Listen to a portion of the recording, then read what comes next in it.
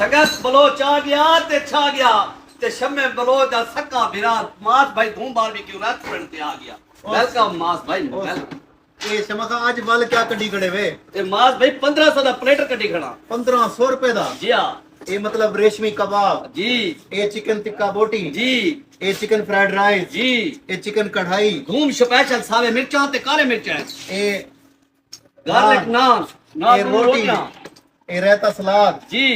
ये सब कुछ 1500 रुपए दे या सब कुछ 1500 रुपए में बिया तबिया मास भाई जेड़ा मेरे बिरा मास दी वीडियो सेव करके आसी वो को सरदार शम्मा खान बलोच 1 लीटर वाली कोक दी बोतल फ्री देसी। अच्छा ये बोतल भी डाल है जी ये सब कुछ 1500 1500 रुपए दे विच। ये कितना मिलती?